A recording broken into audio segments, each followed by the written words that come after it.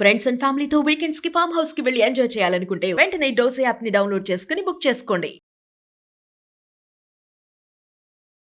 ఓం శ్రీ గురుభ్యో నమ. శ్రీ మహాగణాధిపతయ నమ. శ్రీమాత్రే నమ. కర్కటే పూర్వఫల్గుణ్యాం తులసీకాననోద్భవాం పాండ్యే విశ్వంభరాం గోదాం వందే శ్రీరంగనాయకీ.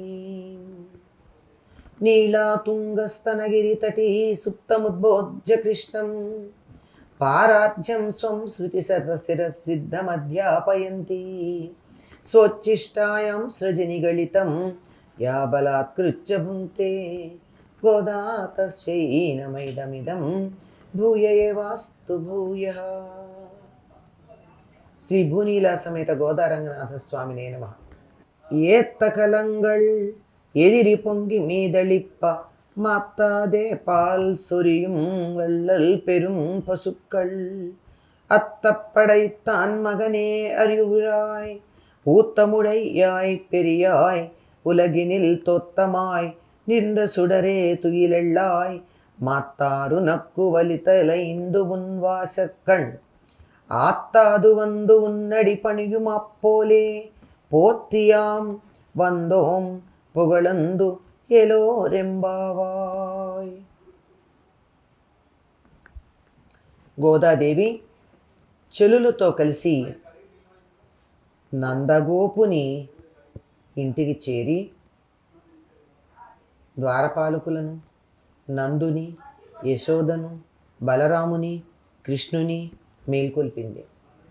ఎక్కడా కృష్ణుడు తన మేలుకొలుపుకు ప్రతిస్పందించి వచ్చి దర్శనమియ్య.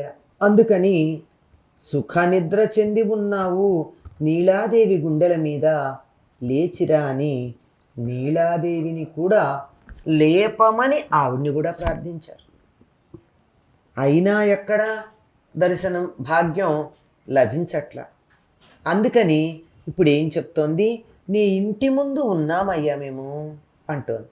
ఎట్లా ఉన్నారట, పొదుగు కింద నుంచిన కడవలు చరచరా నిండి పొంగి పొర్లేటట్లు ఆగక పాలు స్రవించే అసంఖ్యాకాలైన ఉదారాలైన బలసిన ఆవులు గల నందగోపుని కుమారుడా. ఈయనకి ఇంతటి అతిశయం ఉండడానికి కారణం ఏమిటంటే తండ్రి గారి ఘనత.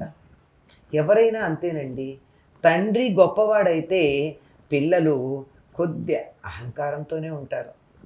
కృష్ణుడికి అహంకారం ఉందా అంటే అహంకారం అని చెప్పకపోయినా కనీసం అతిశయం, మా తండ్రి ఇంత అనేటటువంటి కొంత గొప్ప ఉంటుంది కదా. ఒక దర్జా, ఒక దర్పం, ఒక టీవీ ఉండొచ్చు. ఎందుకుంది అంత అంటే తండ్రి ఎంత గొప్పవాడంటే చాలా బలిసి ఉన్నాయి ఆవులు. సంఖ్య ఎంత అంటే చెప్పడానికి వీల్లేదు. అవి చాలా ఉదారమైనవి. ఆవులు ఉదారంగా ఉండడం ఏమిటి, అసలు ఆవుల గుణమే ఔదార్యం అనుకోండి. అదే ఉండడం ఏమిటి అంటే ఆవు దగ్గర పాలు తీయాలి అంటే కష్టపడక్కర్లేదు. చాలా అధికంగా ఎన్ని కావాలంటే అన్ని పాలు ఇవ్వగలుగుతాయి. పొదుగు కింద కడవ ఉంచితే చాలు. వీళ్ళు పాలు తీసుకోవడానికి వచ్చారు, వీళ్ళు కష్టపడి నా పొదుగు దగ్గరకు వచ్చిన పాలు తీసే శ్రమ పడవలసిన అవసరం లేదు అని కడవల నిండా పాలు వర్షిస్తాయి. అలా వర్షిస్తే వాటికి ఎక్కడ ఆపాలో తెలీదు. వాత్సల్యంతో అలా పాలు వర్షిస్తూ ఉంటే కడవలు పొంగి పొర్లి అలా పెరడంతా బురద బురదగా అయిపోతూ ఉంటుంది. అలాంటి పెరడంతా బురద అయ్యేటంతగా పాలు కడవల నిండుగా తమంతట తాను నింపేటటువంటి ఆవులు అసంఖ్యాకంగా కలిగినటువంటి నందగోపుడు. మరి అహంకారం ఉండదా? ఉండొచ్చు, కొద్దిగా ఉందని వీళ్ళు భావిస్తున్నారు. ఆయనకున్నదా అంటే కానీ వీళ్ళ భావన మాత్రం ఉన్నది.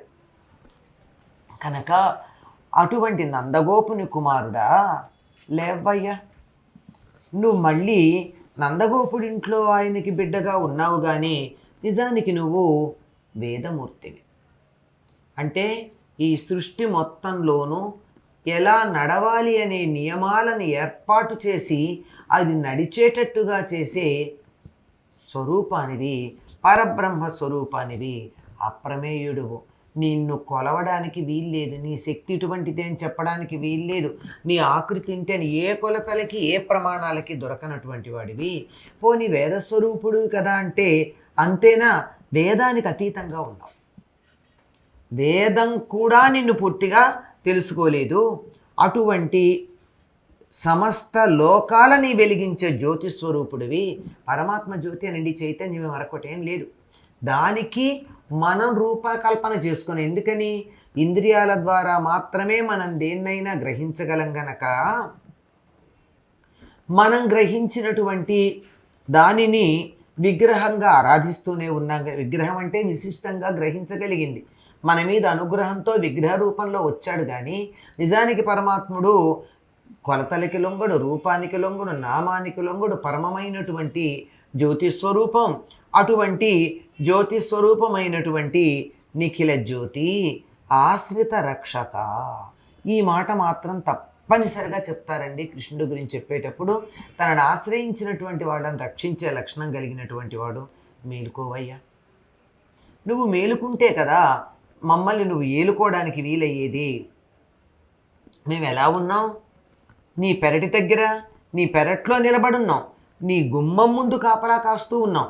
ఎట్లాగంటే నీ శత్రువులందరూ తమకున్నటువంటి బలమంతా కోల్పోయి అసలు ఏ రకంగానూ తమంతా తాముగా ఏమీ చేయలేని పరిస్థితుల్లో నిస్సహాయులై, అంటే బయట నుంచి వచ్చే సహాయం కాదు, వీళ్ళంతటా వీళ్ళే ఏమీ చేయగలిగినటువంటి తమని తామే రక్షించుకోగలిగిన స్థితిలో లేనటువంటి వాళ్ళై ఉన్నటువంటి వాళ్ళు ఎట్లా నీ గుమ్మం దగ్గర పడి ఉంటారో, నీ పాదాలను సేవించుకుంటూ ఉంటారో, మేం కూడా అదే విధంగా నీ పాదాలు సేవించుకోవడానికి, నిన్ను కీర్తించటానికి ఇక్కడికి వచ్చాం.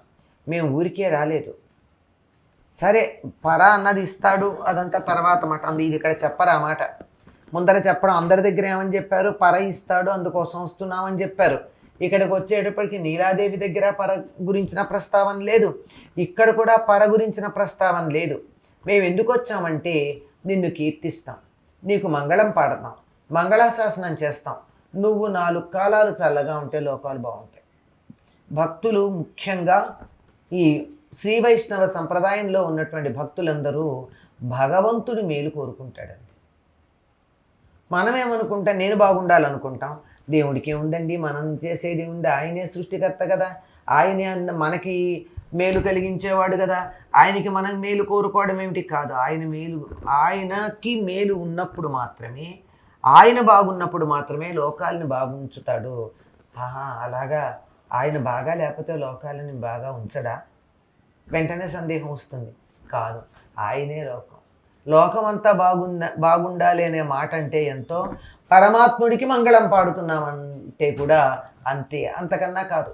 కనుక నీకు మంగళాశాసనం అంటల్లా, నీకు మంగళము పలకడానికి, నిన్ను కీర్తించటానికి, నీకు శుభం కలగాలని కోరుకోవడానికి మేము ఇక్కడికి వచ్చి ఉన్నాం తప్ప నిన్ను ఆశించి వచ్చామని నువ్వు అనుకోనక్కర్లేదు. శత్రువులు ఎందుకున్నారు గుమ్మంలో? మరొక గతి లేకున్నారు. బలంలో నీకు ఓడిపోయారు. నీకు ఓడిపోయారు గనక మరేమీ చెయ్యలేక అక్కడ ఉన్నారు. ఎప్పటికన్నా అవకాశం దొరికితే మా పెత్తనం చూపించుకోవచ్చు అనే ఆశ ఉంటుంది శత్రువులకి, నీ బలానికి లొంగిపోయిన వాళ్ళకి. మేము బలానికి లొంగిపోలా, నీ గుణాలు చూసి మా అంతటి మేమే నీ దగ్గరికి వచ్చాం. వచ్చి నువ్వు ఇంకా బాగుండాలని కోరుకుంటూ ఉంటాం. నీకు మంగళాశాసనాలు చేస్తాం, నీకు మంగళహారతులు ఇస్తాం, నీకు జేజేలు పలుకుతాం, నిన్ను కీర్తిస్తాం.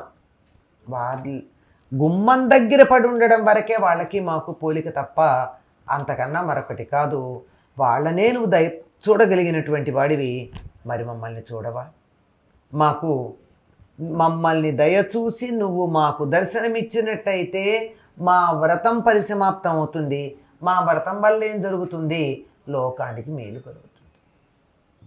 మా వ్రతం జగద్ధితం కోసమే తప్ప మరి దేనికి కాదు. కనుక దయతలచవలసినది, తలుపు తెరవవలసిందే అని చెప్పి కృష్ణుణ్ణి ఈ పాసురంలో నందగోకులంలో యశోద బిడ్డగా ఉన్నవాడు మాత్రమే అని అనుకుంటున్నారేమో అందరూ.